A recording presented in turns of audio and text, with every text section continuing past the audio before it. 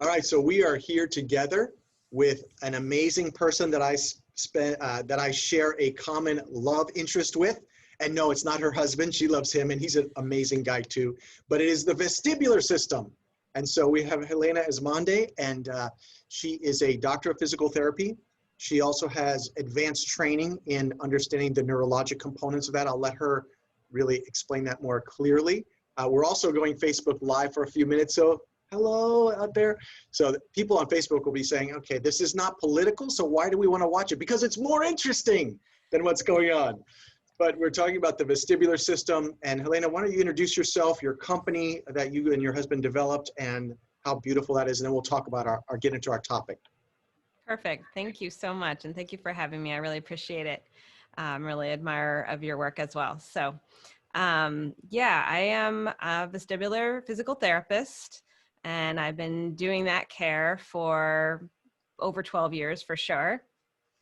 And in that time frame, I've used some different technology, and what happened at a certain point is that I changed clinics, and the new clinic I was going to had never had a vestibular therapist before, so they didn't have any equipment. And so immediately I'm saying, okay, if I'm going to do this job, I know I want to do it well. I know I need a certain piece of equipment called infrared video goggles, right? Lets me see the eyes in the dark so I can do a really great, yeah, there they are, do a great job diagnosing and really dig deeper into why patients are having these symptoms that they're usually coming in, complaining of, whether it's dizziness, off balance, funny feeling. I've heard it all. So it's not always vestibular, but we want to know that too, right?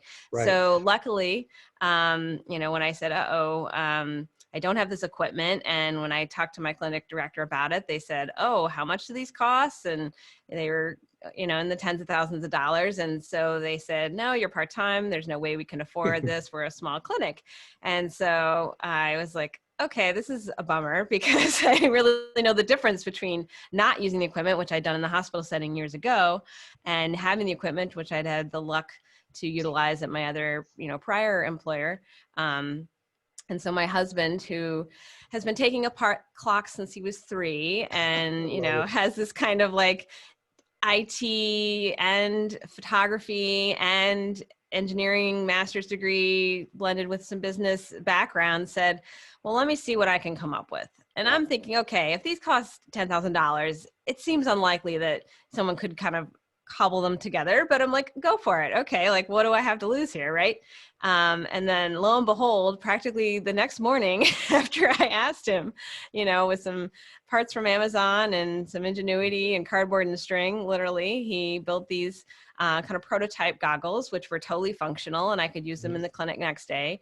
And so it was really exciting. So I mentioned this to a few of my colleagues. They got really excited. Oh my gosh, ours are, we have a pair and they're wearing out and we really need a new pair. Please make us some, because they're so expensive. And so we're like, oh, there's really a market here. And we did the formal market research to verify that.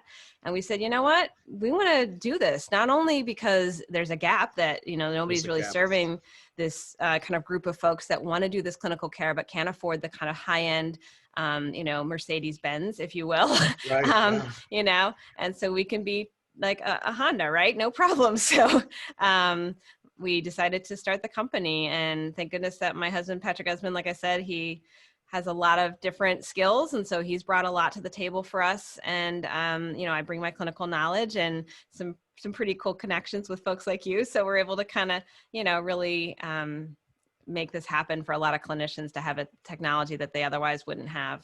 I love it. I love it. And now you have a new version coming out, a little more, a faster pace, 2.0, whatever you want to call it. But I love that necessity is the mother of invention. And they usually say, this is the brains behind the guy, talking about the wife, but this is the brains behind the brains here. The wife and the husband are both like super sharp people, but that's such a remarkable story. My wife loves the backstory of how things came about. And sometimes it's just that. It's like, okay, we need to do this. One of the movies that I refer to just as a funny side is in that movie, The Martian, with, what's his name? What's the guy in The Martian? Anyway, you might know him.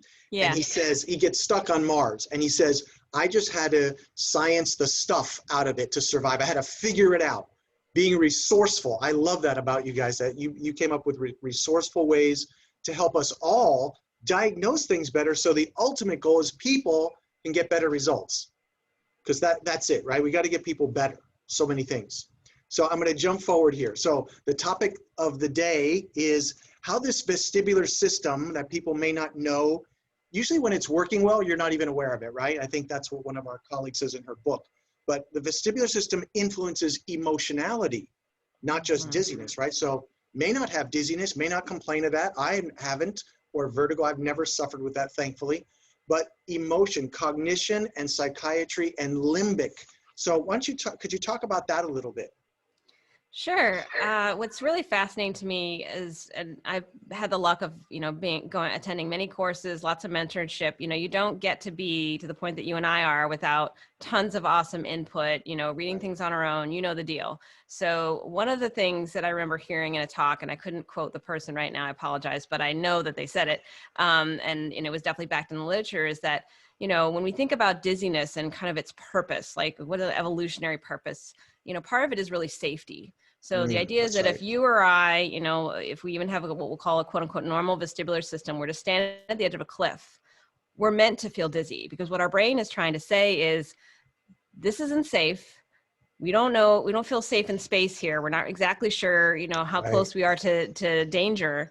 I'm going to give you unpleasant sensations, whether it be dizziness, sometimes nausea, maybe a headache, you name it, to say, this isn't right, back away, don't sit on the edge of the cliff. This is the same thing that we put ourselves through by choice when we ride a roller coaster, right? Because our brain is going, why are you doing this? This is not safe.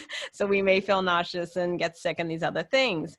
And so it is a useful system, but then of course, as you and I well know, when someone, has some issue, and unfortunately, with a complex, beautiful system like the human body, there's literally millions of things that can go wrong with it. So, when people think it's this one cause of a problem, oh, I have this kind of dizziness, it must be just like my friend, and so the treatment is going to be just like my friend's. And it's like, no, not necessarily.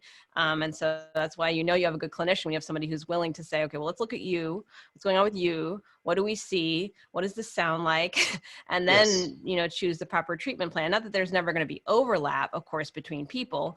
But yeah, it needs to be individualized. And so, that emotional component, that fear of standing at the edge of a cliff, is tied neurologically with the dizziness and the nausea sometimes. And so we know that people with anxiety can have dizziness. And so this all makes sense, right? That it's, if I have a vestibular problem, like let's say I have an inner ear infection, affects, the system on one side, it's very normal afterwards to feel more anxious, and people don't really fully understand. They're like, well, I don't understand. Like, I was totally calm and fine before. Like, why am I feeling, anxious now? And it's like, well, your body's not sure where it is. And part of that's going to lead you to, I've had people cry. I'm sure you've had this too, in my office. And they're like, I'm sorry. I don't know why I'm crying. I'm like, it's okay. Like, this is normal. Your body, your brain, these parts of the brain are connected. And so it's not like you're, just all of a sudden become this, cry on the drop of a hat person. This is just a true neurologic response. So, we're going to work through it and get your brain better at handling these signals. And then you'll find that those other parts also come along. And so,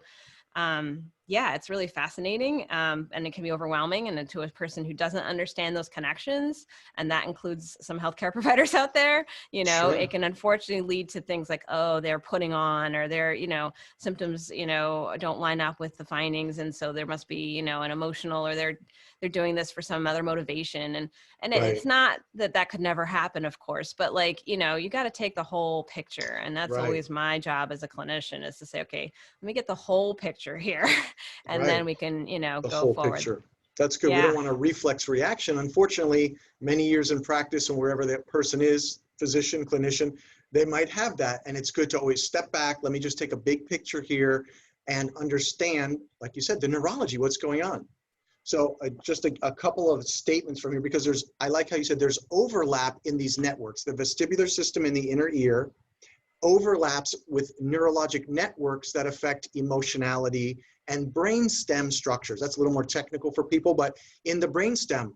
And so the overlap of these systems can create an imbalance in another system. And that can show up in another way that you would say, you wouldn't think it's part of the vestibular apparatus or its projections. Okay, I don't want to get too complicated for people, but you remind me of two particular stories. Two stories. and I know that you've had these, but all of a sudden they kind of bubbled up while you were talking. A patient presents to us, a gentleman in his early 60s. This is some years back. Mm-hmm. And he's got suicidal ideation. So it's very severe. And, we're coming out of this pandemic or moving through it, and there's a lot more mental health issues going on, and people are struggling.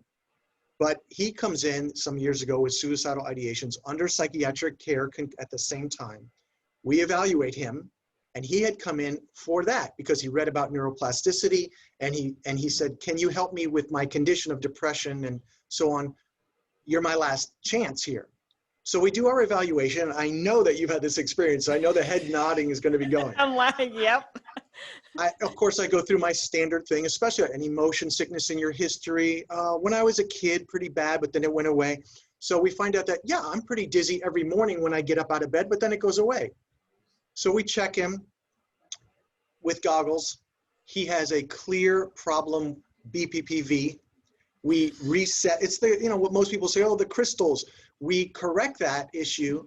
And in 2 days, he says, I am 50% better than I've been in 20 years with my mood, my not only my mood, but my lack of dizziness. It's completely gone. I mean, his life radically changed. He went back into full-time teaching because he's a PhD professor. I mean, I was like, this is why you have to check the whole thing, right? You have to be, and the goggles really saved us in that we could really see super clear right away, oh, this is a component of his overall problem. And he still had other things that other clinicians could help him with. And actually, he's teaching mindfulness now. He's opened up a mindfulness center. I mean, so he's done really well, number one. Number two was a gal who was in her late 70s, not that old as I'm approaching that. And her husband brought her in who's in his 80s. And he felt that her cognitive decline was so severe, he was going to have to put her somewhere. Mm-hmm. It was not safe for her to be alone anymore in the home when he had to do, and he was in his 80s, he was still driving and doing things. So she also had a vestibular issue. I'll just leave it at that. She was very unsteady, almost in an early demented kind of form, her dementia. We did some activities with her vestibular system, completely changed her. She came in very disheveled looking at that point. She was a remarkable woman. She was an author in her earlier years, but very disheveled, very shaky, barely walking, not talking, communicating. And after the vestibular therapy, over several visits with her, completely came in. She started taking, so here's a woman that the husband's about to consider some aftercare for her or some secondary care. Right. She starts taking an Uber to our office. She had never been in an Uber because it wasn't safe for her to be outside the house. So the remarkable changes in her emotionality, understanding her steadiness and being stable, reduce fall risk. I'm sure you've fixed so many people like that. I think that's one of the reasons it's so dramatic to me is that we must consider, or I'll say it gently, we should probably consider the vestibular system when we're evaluating the person's whole neurologic integrity. Yeah, I mean, I know that it's like, you know what you know, and hopefully you know it really well, but I'll say that I almost hesitate with other physical therapists if they're like, oh, I love treating neurologic patients, patients with MS or Parkinson's, but I don't really do vestibular. And I say to them like, okay, I understand if you feel like you're growing in that area, that's okay. Like not everyone is going to be at the same point, Right.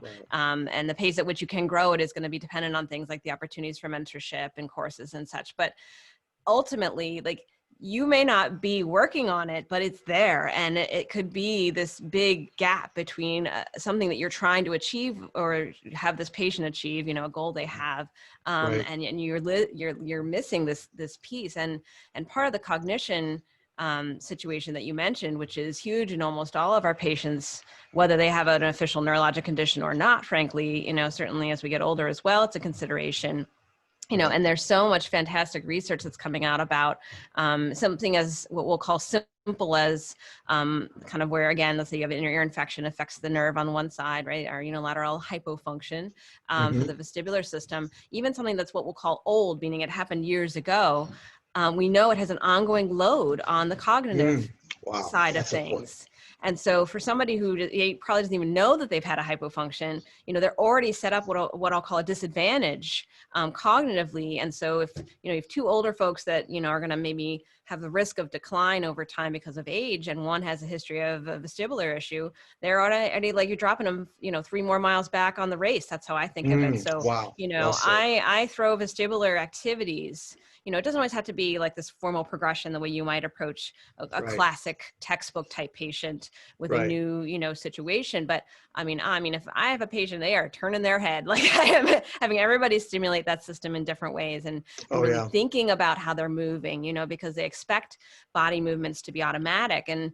And certainly they often are, but as we get older, again, you really do have to sometimes think a little more about how you move. And so just introducing people to that concept, is very exciting. And, it's like, you feel like this, life changer whenever, hopefully you're a good clinician like you are, but, it's fun to hear those kind of dramatic stories, but honestly, there's a scope, right? So there's people who, what we do isn't going to touch what they really need. And so that's where we're referring, which you mentioned as well, we're working in partnership. Like I'm one person on somebody's team. I love being part of a team, because I know I don't have a magic wand. I know I can't fix, every issue. If someone needs a certain medication for their migraines or something to really manage them properly, that's fine. I don't have a problem with that. So I think the best thing is when people kind of see the value in what we can offer to say, oh yeah, we're going to be able to make this functional, to make it individual, to say, well, what's your goal? Okay, you want to pick up your grandkid and you don't feel steady on your feet to bend down to do that. Well, how are we going to bend down safely? And if you're having kind of a bad dizziness day, how do we deal with it then? And so giving strategy, and just it empowers the patient. It's so exciting, to be a part of that. But, I'll have a patient come in and they were doing really well. And then they're like, oh my gosh, now there's something different. Something's not right. And I re-examine. It's something you should always do. So I get out my goggles again. I say, well, let's just, even though you didn't have any, crystals out of place in your inner ear, BPPV, when you came to see me, that doesn't mean that's not the case now. So let me just do a quick check. And if not, great, we'll try to figure out what other things might be going on that are contributing. I'm happy that Raphael is hearing you say this. He's right behind the camera over here because this is good for us because we're like, yes, that's why we need to do follow-ups and follow-ups. And that's the beauty of a small clinic. You can be on it with people. We don't have to call for approval and no, we're going to make sure you're getting the results because we can do follow-ups frequently as we feel are necessary. Absolutely. Well, I want to do an entire 10, 15 minutes on BPPV with you, just, talking through it because it's just so common for people. And of course, the vestibular system we know is injured many times with concussions or impacts to the head. But today we were focusing on the limbic component, anxiety, depression, cognition, connected to vestibular asymmetries, imbalances, and talking with a good friend, colleague, gal, a brilliant gal, a doctor of physical therapy, Helena. I appreciate your time. The people on Facebook, I hope you heard something. I know the sound wasn't great, but listen, it'll be posted, right? They'll be able to hear it and then, connect with us and our colleagues. Get yourself some goggles. It's good for the patients. It's good for everyone. So, Helena, thank you so much. Appreciate Thank you very much, Dr. Bagnell. All right. Bless you. Good day. Bye.